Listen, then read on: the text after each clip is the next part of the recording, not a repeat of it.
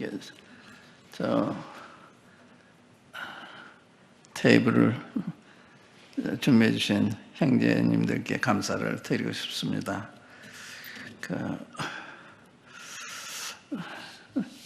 매우 이제 혼란한 이런 시대에 우리가 살고 있기 때문에 그 혼란의 영향으로 우리가 오히려 이제 주님을 더 의지해야 되는데 의지 못하게 되는 그런 경우도 있다고 생각이 되는데, 참으로 세상이 그 생각지 않은 방향으로 이렇게 돌아가고 있기 때문에 우리 정신이 따라가지 못하는 이제 그런 걸 느끼게 돼요. 지금 그 러시아 우크라이나 전쟁을 봐도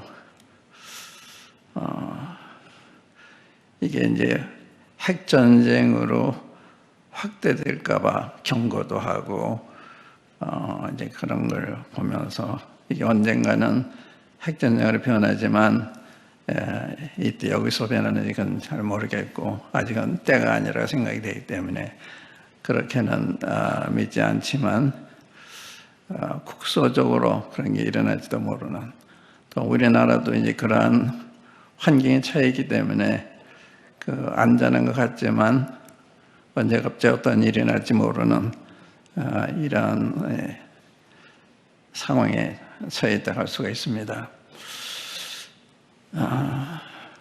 오늘은 이제 고린도전서 12장, 13장, 14장에서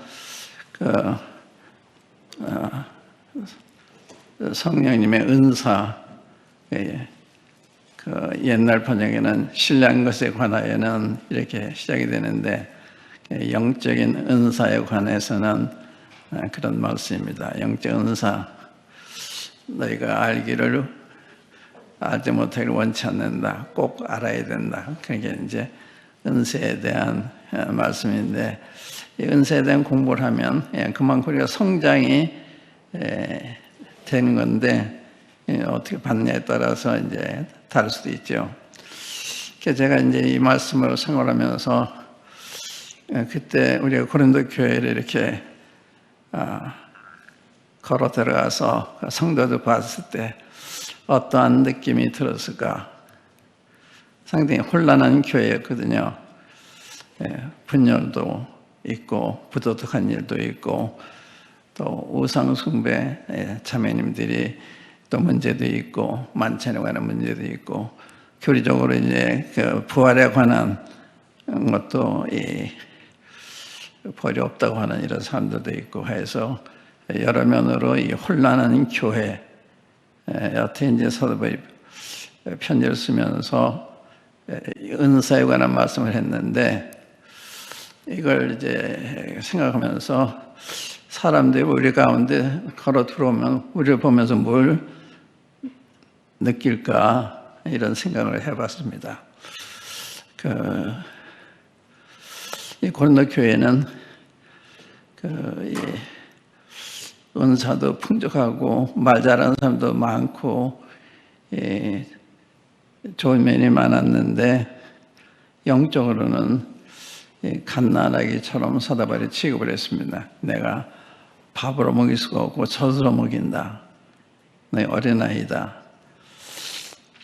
근데 거기는 상당한 지혜 있는 사람도 많았거든요. 지식 있는 사람이 다 많았는데 영적으로는 갓난아이로 이렇게 취급을 하는, 그러면 한번 찾아보겠습니다. 고린도전서 1장 한번 열어보시면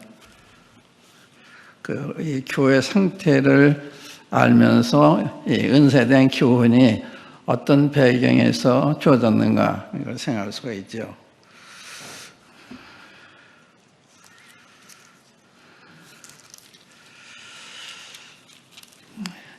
이렇게 형편없는 교회인데 사도 바울이 참 난 이 사람이 영적이다, 성숙하다, 뭘 보고 하느냐, 성령의 인도를 따라서 이렇게 보는, 그러니까 이 고린도 교회가 이렇게 형편없는데도 이 교회로서 감사하잖아요. 교회를 인정도 하고요. 저기 무슨 교회야, 구원받은 사람들이야, 이렇게 그 의문을 제기할 수 있는 이런 상태에 있었는데도 사도 바울은 고린도에 있는 하나님의 교회, 곧 그리스도 예수 안에서 거룩하여지고 성도라 부르심을 입은 자들과 또 그대의 베푸신 은혜를 인해서 항상 너희를 위해서 감사한다. 놀랍잖아요. 그러니까 이제 사람은 강약이 있어요. 이렇게 좋은 점 있는가 하면 연약한 부분도 있는데 신령한 사람은 좋은 점을 많이 보는 거죠. 그 좋은 점을. 그래서 감사는 그렇다고 연약한 점을 간과하는 것은 아니고 여기 이제 그래 장구하게 이렇게 교훈이 많이 나타나 있는데 그래서 지역교회에 대한 것을 알려면 고린도전서 읽어보면 문제가 많은 교회이기 때문에 우리들의 상태를 살펴보는데 도움이 된다고 생각을 해요.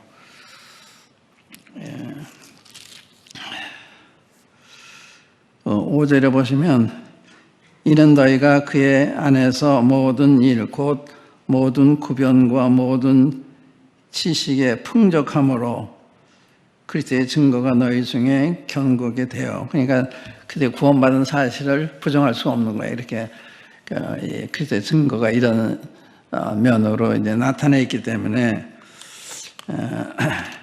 그걸 인정하는 우리가 이제 연약한 부분을 보면 다 부정하는 이게 쉽거든요. 근데 인정한 것을 인정하고 이제 그러는 이런 걸 볼 수가 있는데 또 너희가 모든 은사에 부족함이 없이 우리 주 예수의 나타나심을 기다림이라.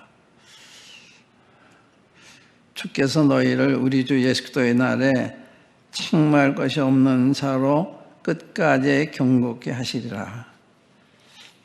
전 송인자님이 전에 대화 가운데 성도에게는 소망이 있다. 난 그 얘기를 들은 이후로 참 명언이다. 이게 그런 말씀이거든요. 이게 소망이 없는 교회인데 주님의 날에 경고케 해 주실 것이다. 이렇게 소망을 얘기하잖아요. 그러니까 성도에게는 소망이 있죠. 우리가 부정한 게 많이 있고 그렇지만 성령이 그 안에 계시기 때문에 그를 회복시키셔서 이렇게 경고케 하실 뿐만 아니라 거기 9절에 보면 너희를 불러 그의 아들 예수 그리스도 우리 주로 더불어 교제케 하시는 하나님은 미쁘시도다. 너희를 불러 하나님의 아들 우리 주로 더불어 교제케 하시는 하나님, 이런 하나님을 생각한 거예요. 이건 우리도 해당이 되죠. 우리도 해당이 되는데 그러니까 우리가 이런 입장이 있다고 하는 게 얼마나 감사해요. 주님 우리를 부르셔서 하나님 아들 우리 주 그리스도와의 교제하는 그의 신부가 되고 그 우리 주님이 되시고 늘 그분을 우리가 그 의지하고 바라보고 이런 게 믿지 않는 사람이 없는 거잖아요. 그걸 생각하면서 그런 하나님 미쁘시다. 신실한 하나님이시기 때문에 우리 같은 사람을 불러서 그 아들과 교제케 해주셨다. 놀라운 얘기죠. 이게 이제 9절까지 고린도 교회에 대한 사도 바울의 그 긍정적인 생각일까요? 신령한 눈으로 본 모습이라 할까요? 이게 참 중요해요. 그러니까 우리가 이제 개인을 볼 때나 교회를 볼 때 이런 양면으로 보는 영적인 면에서 보고 그렇다고 현실적인 문제를 간과해서도 안 되는 거죠. 그건 또 고쳐야 되니까. 그래서 10절부터는 이제 문제를 교훈하는 이런 얘기 쭉 나오는데 이 교회는 많이 분열이 돼 있어요. 많은 문제가 있는데 분열 문제를 제일 먼저 취급을 해요. 그러니까 교회가 분열한다고 하는 것은 심각한 문제라 이 말이죠. 제일 중요한 문제도 이거예요. 교회가. 그건 이제 사탄이 돌아서 이렇게 하는 거기 때문에 그래서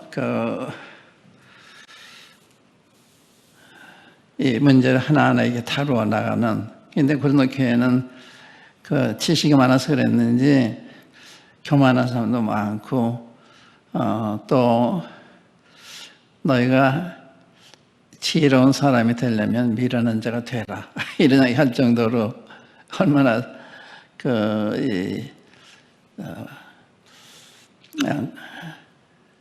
강한 권면이에요. 지혜인 줄 생각하면 미련한 자가 되라는 거예요. 그런데 스스로 지혜있다 하는 사람처럼 미련한 사람은 없는 거죠. 정말 아는 사람은 내가 정말 너무 모르는구나. 내가 모르는 게 너무 많구나. 이렇게 생각하는 게 이제 정상인데, 우리가 이제 주님 앞에 있지 않으면 그렇게 안 보이죠. 예. 그런가 하면 이제 도덕적인 문제, 또 이 결혼 문제, 이혼 문제, 별거 문제, 재혼 문제, 이게 실제에 다 나오잖아요. 그런 게 다 문제가 됐기 때문에 사실은 그들이 질문해 온 거예요. 거기다 답을 한 게 고린도서인데, 근데 8장에 우상의 재물 때문에 일어나는 문제, 우상의 힘으로 모두 괜찮다 생각하는 사람하고 먹으면 안 된다, 이 사이 문제. 또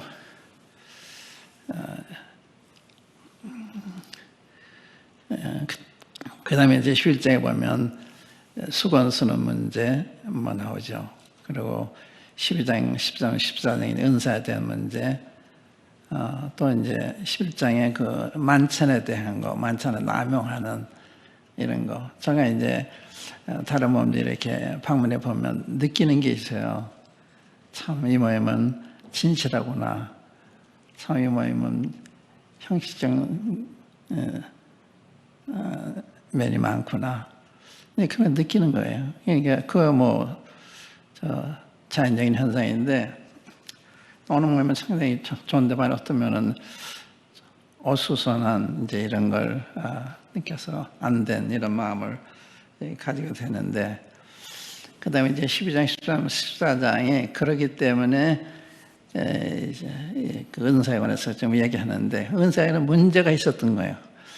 은사를 가지고 자기를 자랑한다든지, 자기를 나타낸다든지, 은사 주신 주님을 높이고 또 형제를 이렇게 하는데 사용하지 않고 자기를 나타내 사용한다든지, 이제 이런 게 문제가 되는 거죠. 그 다음에 이제 고린도 교회의 특징을 보면, 알지 못하느냐, 알기를 원한다, 이런 얘기가 많이 나와요. 너희가 하나님의 성전인 것과 하나님의 성령이 너희의 가르침을 알지 못하느냐, 너희가 그 시대의 지체인 것을 알지 못하느냐, 너희가 알기를 내가 원한다. 일이 만약에, 다시 말하면 육신적인 사람은 영적인 지혜가, 영적인 지식이 무지한, 자기 자신도 잘 못 보고 주위도 잘 못 보는 굉장히 좋은 현상이 아니죠. 이런 것이 이 고린도 교회의 그 상태이기 때문에 그런 것을 염두에 두고서 지금 이제 은사에 관한 얘기를 하는데, 저는 이 은사를 보면서 하나님께서 우리 안에 거하시는 걸 어떻게 알 수 있나, 하나님께서 우리 가운데 역사하시는 걸 어떻게 알 수 있나, 그걸 이렇게 생각하다가 주님이 우리 안에 거하시잖아요. 그러니까 우리가 이렇게 모이면 주님이 우리 가운데 계신 것이 나타나는 거예요.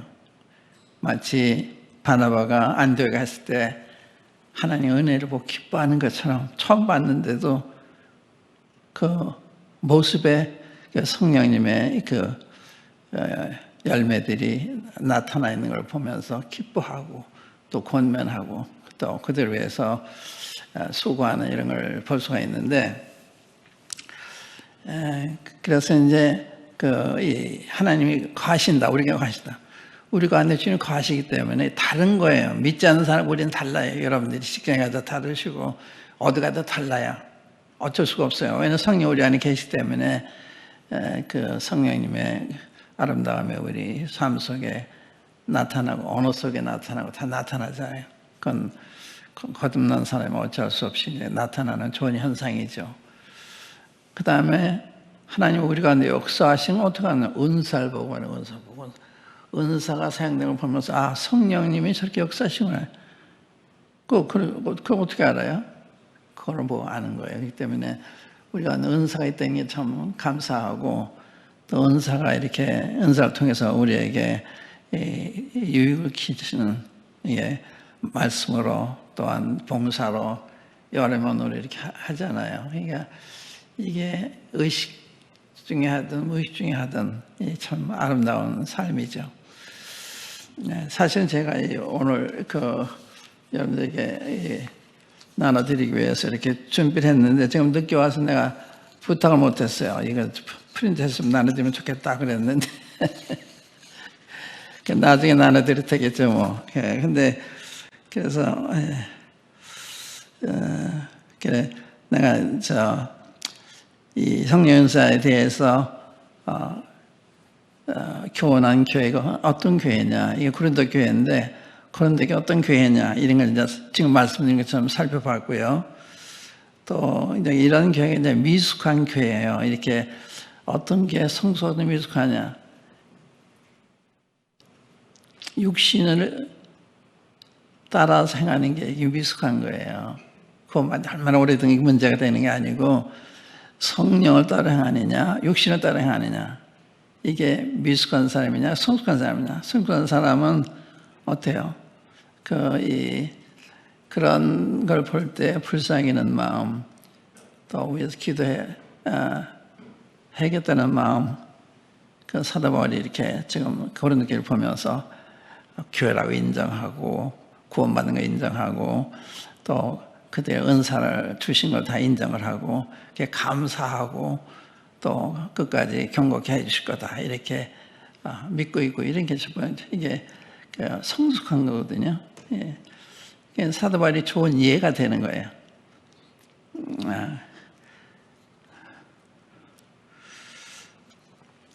여기에 대해 영적 무죄에 대해서 사도 언급한 걸 구절을 적어놨는데 나중에 이제 이걸 나눠드려 한번 보시면 될 것 같고요. 성숙한 사람의 성숙한 교회의 특징이 뭐냐? 사도 바울 하나 예를 들었고요. 또 스데반이 돌로 맞아 이렇게 순교를 당할 때 성령이 충만했잖아요. 그래서 자기는 돌로 치는 사람들에 대해서 주여 이 죄를 저에게 돌리지 말아 주십시오. 이게 성숙한 사람, 성령의 충만함, 이 성령의 인도를 받는 사람이 신령한 사람, 영적인 사람이거든요. 육신의 인도를 받는 사람이 이게 어린 사람이 되게 이게 고린도서에 나와 있어요. 그러니까 우리가 이제 우리 자신을 평가할 때도 내 육신적인 사람인가 영적인 사람인가 그럼 고린도서 3장 읽어보시면 알아요. 자, 한번 읽어볼게요. 3장 한번 보십시다.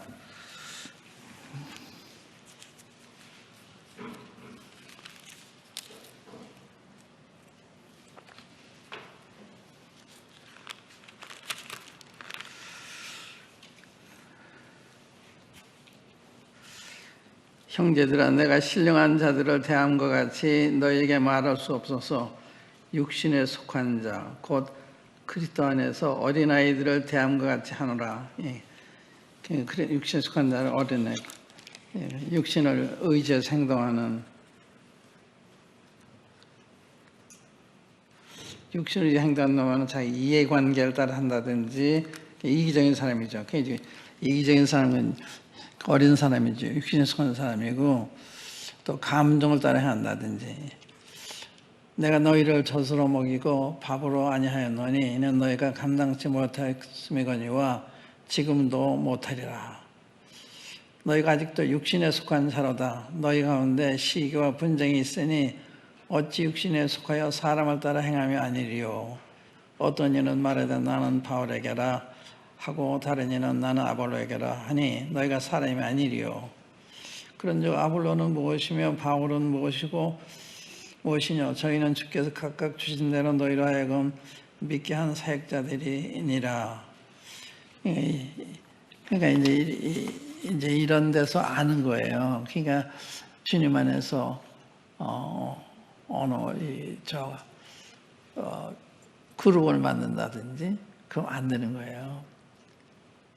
우리는 다 동등하잖아요. 동등하게 사랑하고 대하고 그래야 되는데 그룹을 만든다. 제가 이제 주위에서 그걸 많이 봤어요. 이 그룹을 만들면 좀 해치시더라고요. 제가 지금은 이제 노년이 됐는데 중년이 됐을 때 전국적으로 그룹이 있었어요. 그런 행렬이 있었는데 좀 다 드시더라고요. 그건 뭐 지역적으로도 그런 게 있는데 이제 그것도 주님이 다 흩으신 거 내가 봤어요. 이 바벨탑과 똑같은 거죠. 그러니까 육신적으로 동맹하는 거 안 되는 거예요. 주님 의지이지. 육신의 힘으로 뭘 하려고 그러고 그러면 육신이잖아요. 주님 의지이지. 근데 그런 거. 또 베드로 볼 때 이게 자 여기 2장 15절 인용을 했는데 2장 15절은 뭔가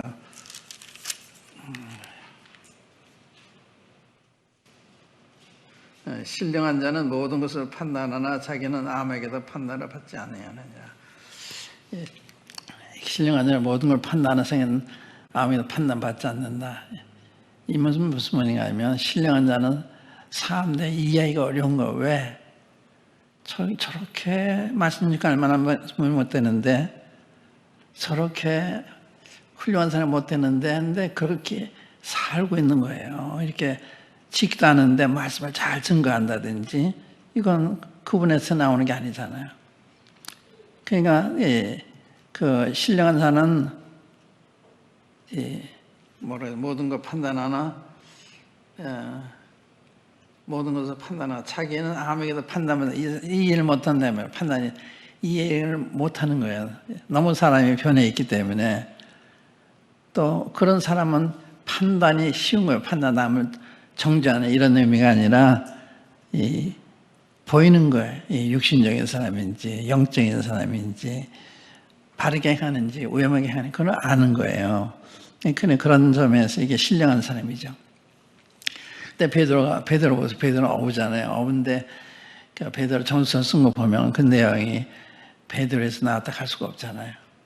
뭐 후서 같은 데 보면은 이 지구가 뜨거운 불에 풀어지고 하는 이거 요즘에 이제 그런 걸 생각할 때 이제 그 인류의 멸망에 관한 이런 게 히스토리 채널에 나와요. 인류의 멸망에 대해서 결국은 이 지구도 다 용화에 대해서 없어지고 풀에 그런 걸 과학자들이 얘기를 해요. 그러니까 이제 용암이 나와가지고 전 지구를 덮어서 다 생물을 죽이고 지구 자체가 없어져 소멸되는. 근데 그게 베드로 후서에 있는 얘기라고요. 그 다음에 내가 의에 관한 바 삶과 새 땅을 바라본다고 베드로 어떻게 그런 얘기를 해요. 그러니까 정말 이 신령한 사람을 우리 이해 못하는 거예요. 그런 거, 뭐 요한 사도도 다 마찬가지입니다만은 신령한 사람은 판단받지 않는 말이 이해를 못한다 이 말이에요. 이해받지 못한다. 또 은사에 관해서 꼭 알아야 할 거. 12장 1절에 보면 한번 읽어볼게요. 그게 이제 은사에 관한 얘기를 하면서 형제들아 신령한 것에 대하여는 내가 너희의 알지 못하기를 원치 아니하노니 꼭 알기 원한다. 우리도 꼭 알기 원해. 아는 만큼 성숙해지는 거예요. 서로 은사에 대한 태도라든지 은사를 존중하는 태도라든지 은사를 보호하자고 하는 태도 이게 전부 성숙을 의미하는 거예요. 그렇지 않으면 은사에 대해 시기할 수도 있고 또 비판할 수도 있고 그러면 하든지죠. 그 육신이죠. 나는 이제 우리 송찬 형제님 우리 모임에 브레인이라고 할 수 있는 분인데 참 지식이 많은 분이에요. 그리고 이제 회의를 할 때 우리가 얘기하다가 이제 끝으로 송 형제님 어떻게 생각하세요? 이렇게 물으면 그분의 이야기는 이렇게 결론이에요. 그렇게 앞에 딱 막혀 얘기를 하세요. 그러니까 주님에서 은사라 그게. 그러니까 난 그런 분이 있는 게 대한 고마운 거야. 난 그게 미치지도 못하니까. 그러니까 그런 분이 없으면 난 얼마나 주님의 일을 하는데 부족할 때 얼마나 내가 어렵겠어요. 그런데 그런 분이 계시니까 참 좋고. 근데 그분은요, 이 일반 교회에 대한 것도 다 파악을 해요. 이렇게 서점에 가서 일반 교회에 나오는 잡지를 다 읽어요. 그리고 어떻게 흘러가는 거 알고 있는 거예요. 그러니까 나는 그런 데 신경을 못 써요. 그러니까 좀 고맙잖아요. 그렇게 기독교가 어떻게 흘러가는 것도 파악을 해서 얘기해주고. 근데 난 그분이 고맙지, 내 시기에, 내 질투에 대한, 그렇지 않아요. 또 그분은 내가 하는 것도 못하죠.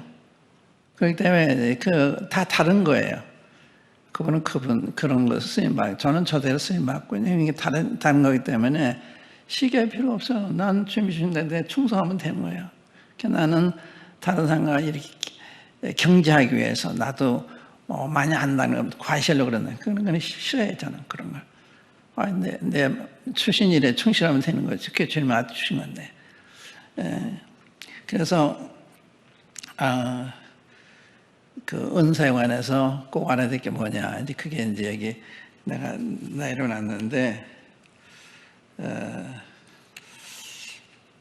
이렇게 이제 2절, 3절에 보면 너희도 알거니와 너희가 이방으로 있을 때 말 못하는 우사에게로 끄는 그대로 끌려갔느니라. 그러므로 내가 너희에게 알게 하노니 하나님이 영으로 말하는 자는 누구든지 예수를 조절하지 않고 또 성령으로 아니하고는 누구든지 예수를 주시라 할 수 없느니라. 무슨 뜻이에요? 구원 받기 전 우리와 구원받은 우리가 확연하게 변한 거예요. 구원 받기 전에 우리는 뭐좀 끌리냐면 끌려다녔어요. 우상에게로, 사탄이 끄는 대로. 그것이 뭐 재물일 수도 있고 명예일 수도 있고 다 그런데 끌려다녔어요. 그런데 구원된 성령 우리 안에 오신다면 그냥 안 끌려다니죠. 근데 여기 중요한 얘기가, 성령으로 말미암은 사람은 예수님을 조절하지 않고 성령으로 말미암으면 예수는 주님이라 할 수가 없다. 무슨 뜻이에요?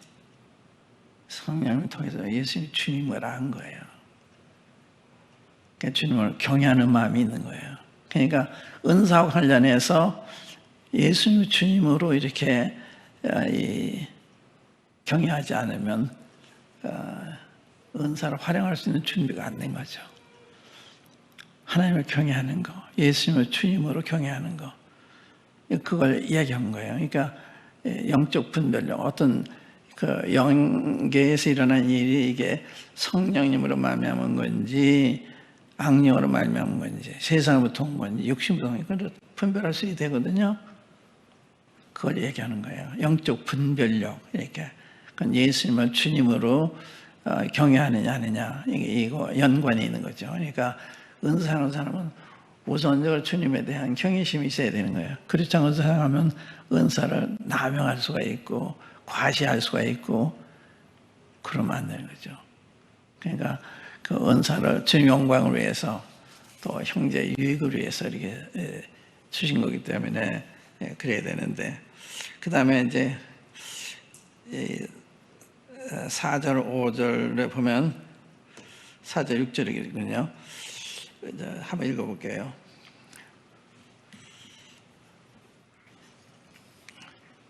은사는 여러 가지나 성령 같고 지금은 여러 가지나 주는 같으며 또 역사는 여러 가지나 모든 것을 모든 사람 가운데서 역사하시는 하나님은 같으니, 여기 여러 가지나 같으나 여러 가지나 같다, 여러 가지 같다. 은사도 여러인데 주신 분은 같고 또 이 직임도 여러 가지나 그걸 맡기신 분도 같고 또 역사 여러 가지지만 그걸 행하시는 분이 하나님으로부터 나오는 거다. 이게 무슨 뜻이에요? 교회 안에는 역사의 다양성, 은사의 다양성이 존재한다 그런 말이에요. 그러니까 이게 정상인데 나와 다르면 아닌 것처럼 그거 아니잖아요. 나와 달라야 되는 거예요. 나 똑같으면 안 되잖아요. 다 사도겠느냐, 다 선자겠느냐, 그러면 안 되죠. 눈도 있고 귀도 있고 코도 있고 입도 있고 다 기관이 다른 게 있어야죠. 다른 거는 이 다른 것이 동질에 다른 것이냐 이질에 다른 것. 이질이라는 거 아니에요. 이질은 뭐예요? 혹 같은 거, 암 같은 거. 그건 아니죠. 이제 그런 거는 이제 구별하지만 그 외에 우리가 다양한 거예요. 은사가. 그래서 교회를 온전케 하는 거거든요. 그게 다 우리 형제님들이 고마운 거예요. 그렇게 기여해 주시니까 의무량으로 도움을 받잖아요. 그러니까 우리 서로는 감사의 대상, 또 돌아봐야 될 대상, 보호해야 할 대상, 격려해야 할 대상이잖아요. 누가 자기 지체를 핍박하거나 욕하거나 비난하거나 그런 게 있고, 지체가 다치면 가서 다른 지체 가서 싸매주고 치료해주고 그러잖아요. 그게 한 몸 지체 올리거든요. 그러니까 우리 형제자매들에 대해서 고마워하고 보호하고 격려하고 일을 잘하도록 협조해주고, 그게 다 주님 위한 거고 우리 자신을 위한 거예요. 내 팔이 튼튼해야 내 몸 전체가 튼튼하잖아요. 팔이 힘이 없으면 안 되잖아요. 그러니까 우리 형제가 튼튼한 게 내가 튼튼한 게 되는 거예요. 그러니까 그걸 이렇게 나와 상대적인 사람이 아니죠. 주님이 나를 위해서 주신 거, 우리를 위해 주신 거. 그러니까 서로 굉장히 고마운 거예요. 보세요. 한 번 한 번 이렇게 뜯어보세요. 참 고맙죠. 예. 부족한 부분이 있지만 좋은 부분이 더 많죠. 그러니까 은사를 그런 측면에서 보는 거죠. 그러니까 은사는 여러 가지나 성령 같고, 지금은 여러 가지나 주는 같으시며, 역사는 여러 가지만 그 모든 것 가운데 역사하신 하나님은 같으시다. 그러니까 이런 역사면이나 직임면이나 은사면에서 다양한 것이 존재한다. 하나님의 교회 안에는. 그러니까 다양한 것이 아닌 게 아니죠. 다양한 게 좋은 거예요. 그래서 존중하는. 그런데 이제 은사가 성령에 충만할 때 나타나는 거예요. 그러니까 성령이 충만할 때 나오는 거는 아니에요.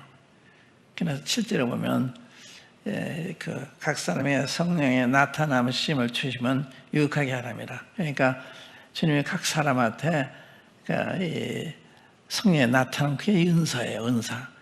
전도로, 가르침으로, 또 봉사로, 여러 가지 모임의 필요를 따라서 이렇게 하는. 그러니까 다 달라요. 그러니까 감사하고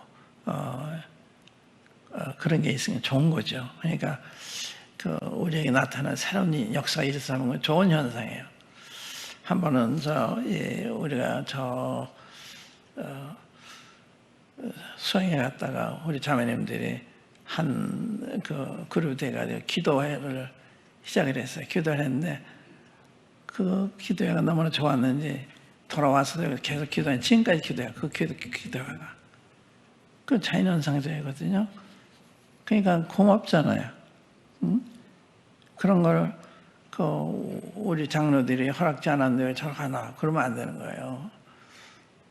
주님이 역사에 저러시나 보다. 그래서 기뻐하고 격려하고 잘못된 것은 고쳐주면 되는 거죠. 그러니까 이제 그런 걸 막는 것보다는 격려하는 이제 이런 게 좋다는 생각이 들고요. 그 외에도 개인적으로 말씀을 가르치고자 하는 이런 분들도 있고, 자매들 가운데도 그런 분들도 있고, 그게 육신적인 거라면 안 되지만 이제 그런 게 아니고 형제님들 도와주고 싶어서 이렇게 개인적으로 시간 내서 이렇게 성경 공부를 같이 한다고 그러면 좀 좋은 거잖아요. 근데 그게 이제 육신의 동기서면 안 돼요. 전에 어느 형제님이 저희 명 왔는데 개인 성경 공부를 해도 되나요? 그래서 이제 하지 말라 그랬어요. 그게 그룹이 형성이 되니까 안 하면 좋겠습니다.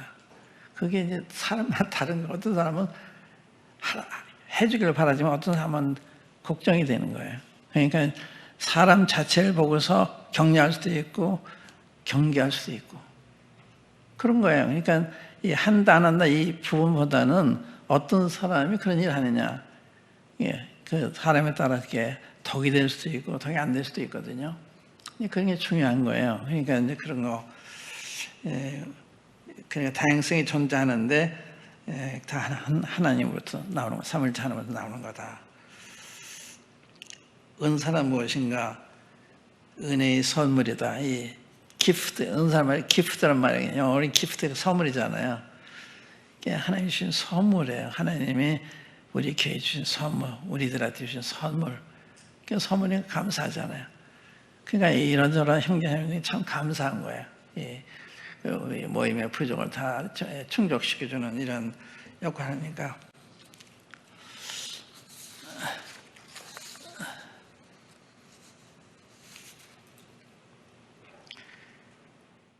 그래서 은사 받은 사람은 자기를 자랑하면 안 된다.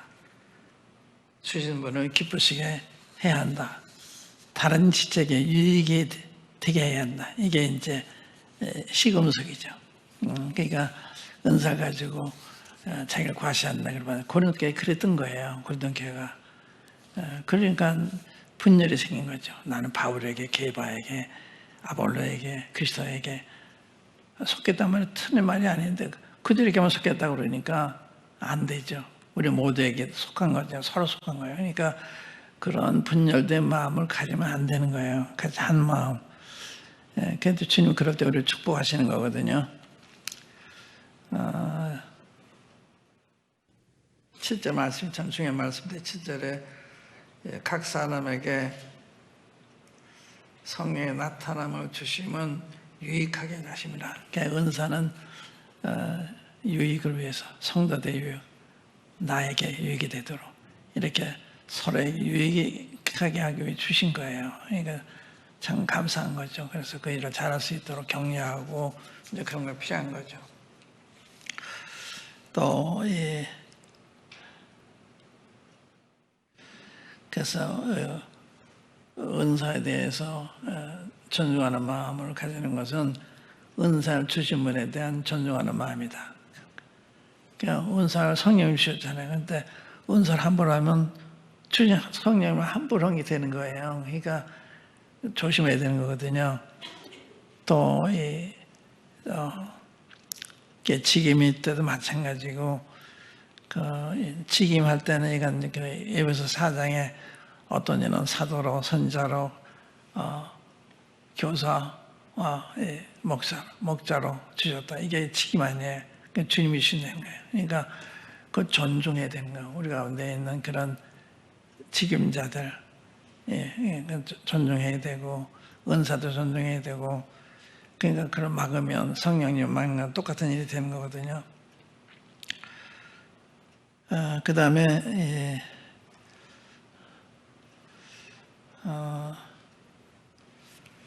거기 읽어보면 12절부터 보시면 몸은 하나인데 많은 지체가 있고 몸이 지체가 많으나 한 몸인과 같이 그리스도도 그러하니라. 몸은 하나인데 많은 지체가 있고 몸이 지체가 많으나 한 몸인과 같이 그리스도도 그리스도의 몸도 그러하다. 그러니까 몸에는 여러 지체가 있잖아요. 이게 다양한 게 이게 있어야 되죠. 손도 있고 발도 있고 다 있어야 되잖아요. 근데 이 여럿이 또 한 몸을 이루고 있는 거예요. 그러니까 다양성, 일체성. 우리가 하나라고 하는 거. 그걸 잊어버리면 안 돼요. 은사가 자기 중심으로 이렇게 모이면 안 되잖아요. 교회 전체가 덕이 되도록 이게 모여야 되는 거죠. 그런데 고린도 교회는 그룹을 만들었어요. 아마 본인들이 이렇게 한 건 아니라고 생각해요. 나는 바울에게, 게바에게, 아볼로에게. 그러면 안 되잖아요. 다 우리가 서로에게 속했고, 바울에게 속했고, 게바에게 속했고, 아볼로에게 속했고, 바울에게만 속했다면 안 되는 거예요.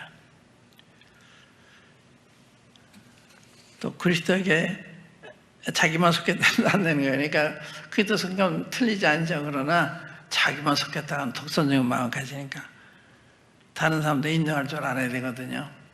이제 그런 게 굉장히 중요해요. 그런 게 그러니까 이제 주님의 마음을 가지고 이 사물을 보는 거, 내 마음을 가지고 보는 게 아니라 내 마음은 상당히 좁아 있어요. 내 마음은 좁아 있고 내가 다른 만큼 내가 용납하잖아요. 주님 마음은 더 많이 용납하는데 난 그렇게 못할 수도 있어요. 그러니까 이제 이런 게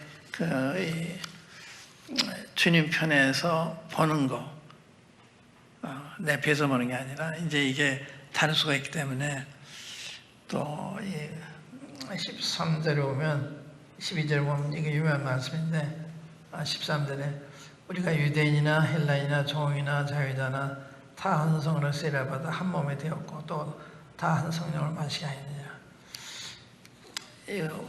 그러니까 교회는 성령에 의해서 이제 형성이 되는 건데 유대인인지 헬라인이 종인이 자유된 사회적인 계급도 인종도 국적도 성별도 없이 다 하나인 거예요, 주 안에서. 그러니까 미국 교회가 한국 사람을 이렇게 배척한다든지 흑인이라고 배척한다 그러면 안 되는 거죠. 그러니까 주님 안에 있으면 다 주님의 자녀고 우리의 지체잖아요. 그러니까 사랑해야 되는 거예요. 제가 스위스에 갔는데요. 이 독일 모임에서 청관에서 스위스에 처음 갔는데 그 모임에서 얼마나 친절하게 사람을 대하는지 뭐 처음 만난 분들인데 저는 거기 스위스에 물가가 비싸요. 근데 한국 식당에 한국 식당이 비싸요. 거기 대접을 하고 또 관광도 시켜주고 그 다음에 거기서 청년이 또 한국에 왔어요. 그러니까 우리가 이제 그분을 관광도 시켜주고 그랬는데 그게 이제 그 성령 하나 된 증거죠. 우리 뭐 이렇게 훌륭한 게 이게 전 세계로 연결이 돼 있어요. 예, 성경 말씀대로 모이니까 그러니까 한국에 있는 형제를 확인이 되면 형제를 받아주는 거예요. 그래서 청구서가 필요한 거거든요. 청구서 가져가면 저 안에 우리 형제라고 해서 따뜻하게 맞이해 주는 거예요. 그래서 우리한테 여기서 오면 그럼도 우리가 따뜻하게 맞이해 줘야 되는 거예요. 들어가냐고 그러면 안 돼요. 예, 성도의 합당한 예절로 받아야 되고 필요한 것은 도와줘야 되고 그게 주님이 우리에게 원하시는 거거든요. 교회는 하나라고 하는 거.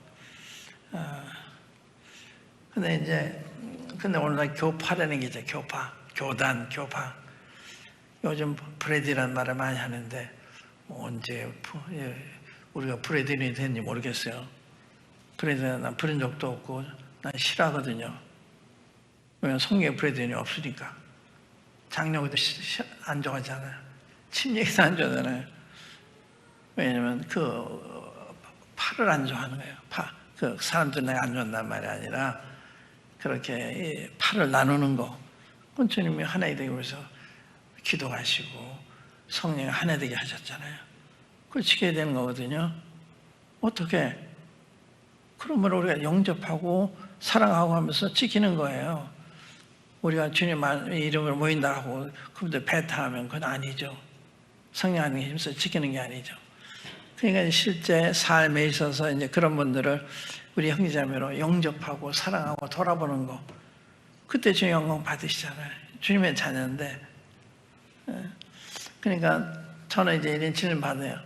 내가 전도 준다는데 이렇게 전도하면 얘기하다가 어느 교회 나가세요? 그러면 난 서울 북부교회 나갑니다. 만족을 안 해요. 교파가 뭡니까? 교단이 뭡니까? 그래서 내가 그때 뭐라 대답하는가 하면 그리스도 안에서 다 하나 아닙니까? 그래. 나 그렇게 대답해요. 그리스도 다 하나인데 뭐 파가 어디 있어요? 구체적인 얘기 안 해요. 이야기하면 이론이 되니까. 그리스도 하나가 아닙니까? 그러니까 우리가 이 믿음을 고백하는 게 주저할 필요가 없어요. 뭐 수건수 문제라든지 잠녀를 성경이 가르치는 거 아니에요, 그게. 그 이상의 권위가 어디 있어요? 왜 그런 부끄러워할 거예요? 왜 주저할 거예요? 오히려 그러면 그 성경을 증거해서 기회가 되는 거예요. 근데 사람 미리 겁을 내가지고 아닌 체하고 그럴 필요가 없어요. 이거 당당하죠. 오히려 하나님 말씀 따르고 있는데. 그러니까 그런 교파에 드물을 때도 그렇게 하시면 돼요. 뭐 어떤 때는 잘 모르시더니 당황도 하시고 그러는데 그래서 뭐라고 대답해야 되나? 저는 그게 대답해요. 난 북북에 나갑니다. 교단이 뭐라 그러면 그리스도는 다 하나가 아닌가요? 뭐 대답이 되잖아요. 또 교회는 사람의 몸과 같다. 몸은 하나나 여러 지체가 있다. 지체가 여럿이나 한 몸이다. 사람의 몸에는 분쟁이 없다. 서로 돌아보고 서로 아끼고 사랑할 뿐이다. 로마서 12장 한번 볼까요? 로마서 12장 10절에 보면 이런 말씀이 있어요.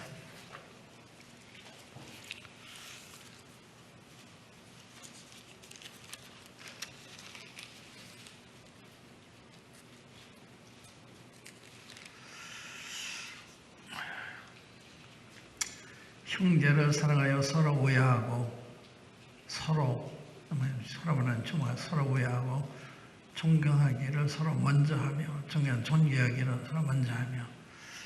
이게 교제거든요. 교제. 서로를 귀하게 여기는, 또 서로 순전한 마음으로 사랑하는, 이렇게 이제 교제잖아요. 그러니까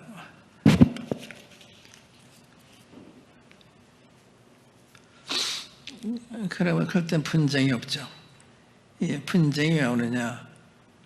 교회 안에 분쟁이 일어나는 원인, 갈라디아서 5장 10절 25절 26절 인용을 했는데, 성령을 쫓아 행하라는 말씀을 거스르기 때문이다. 성령을 쫓아 행하라고 그랬잖아요. 성령을 쫓아 행하지 않으면 육신을 쫓아 행하게 되는 거예요. 성령을 쫓아 행하면 육체의 욕심을 이루지 않는다 그랬잖아요. 그러니까 성령을 받고 모이는 모임이냐, 육신적으로 모이는 모임, 어떤 종교적으로 아주 활동적인 데도 있어요. 근데 종교적이에요. 그건 아니죠. 성령님의 인도를 받는, 이게 중요한데, 그럼 성령님 너무 뭘 알아요? 그 열매를 보고 하는 거예요. 성령 열매는 사랑과 희락과 화평과 이걸 보고 아는 거거든요. 그러니까 내가 성령을 좀 행하는지 안 하는지, 그거는 그 열매를 보고 아는 거야. 내가 그 성령의 인도를 받은 그 사랑을 행하게 되고, 온유한 마음을 행하게 되고, 선한 마음을 행하게 되고, 오래 참음을 행하게 되고, 이제 그런 분들로 이렇게 모임이 가득 차 있으면 얼마나 교회가 좋아요, 따뜻하고, 사랑이 풍성하고, 서로한테 위로가 되고, 말하든 안 하든 상관이 없어요. 저희 집사람, 제가 보면은, 저희 집사람은 3남매예요. 큰언니가 계시고, 그 다음에 오빠가 세 분인데, 별로 전화도 안 해요, 서로. 근데 뜨겁게 사랑해요. 하는 거 보면 그렇게 마음부터 해요. 그러니까 전화 안 와도 상관이 없는 거예요. 난 참 그 가정을 귀하게 봐요. 그러니까 말 없이 뭘 하면 최선에서 하더라고요. 이렇게 서로가. 그게 이제 가품인 것 같은데, 그게 필요한 거죠. 그러니까 전화하든 안 하든 이렇게 변함없이 사랑하는, 이런 걸 내가 보면서 참 우리 가족은 좀 다르구나, 이제 그런 생각을 했는데, 그러니까 우리가 이제 이렇게 성령을 쫓아 행하면 서로 믿을 수가 있죠. 저 사람은 성령을 따라 육신적으로 행하는 사람이 아니니까. 그러니까 언제나 믿을 수가 있는 거예요. 그러나 육신에 자꾸 따라가고 그러면 그건 믿을 수 없잖아요. 일관되게 성령을 쫓아 행하는 사랑과 희락과 화평과 오래 참음과 양성과 온유와 절제와 충성, 이게 성령의 열매잖아요. 그러니까 이제 그런 것이 우리 집에 할 때 얼마나 의지가 되고 고맙고 그래요.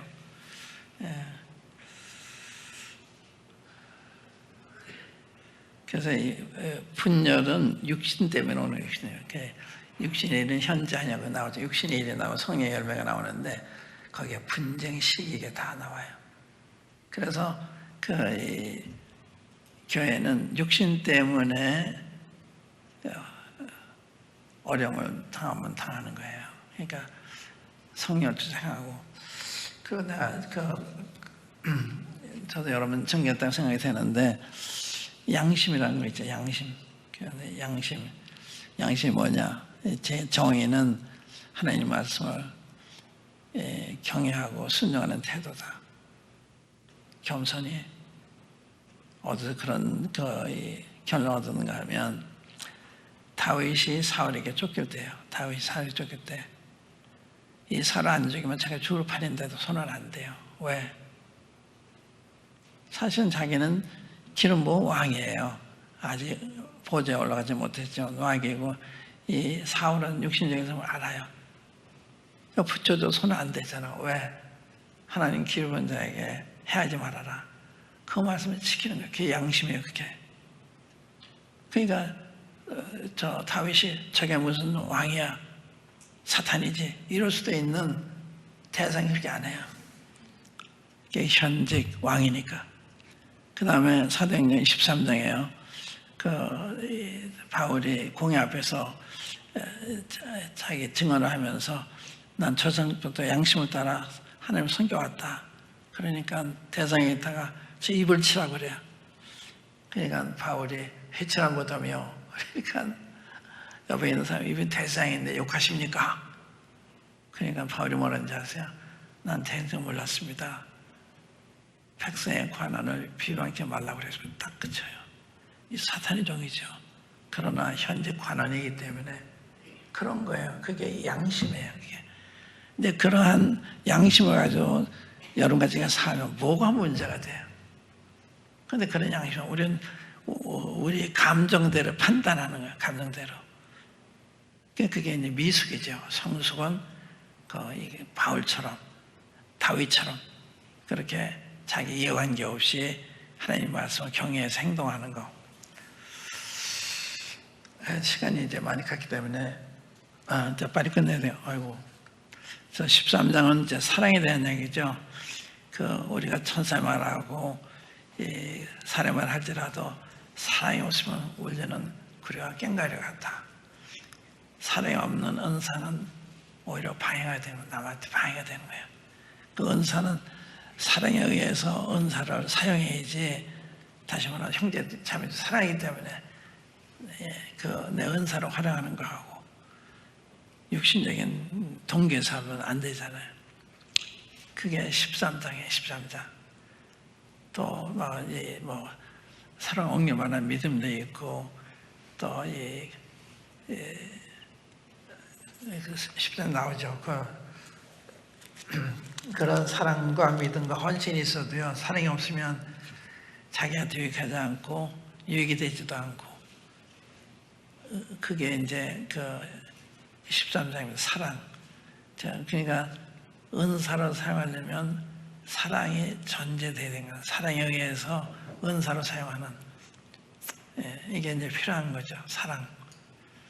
그래서 마지막 보면은, 12장 마지막 보면은, 내가 너에게 더 큰 은사를,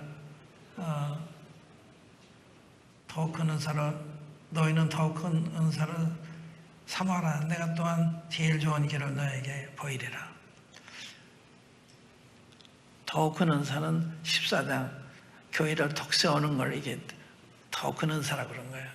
제일 좋은 길은 13장 사랑을 얘기하는 거예요. 그러니까 사랑을 조차 행하라고 그러잖아요.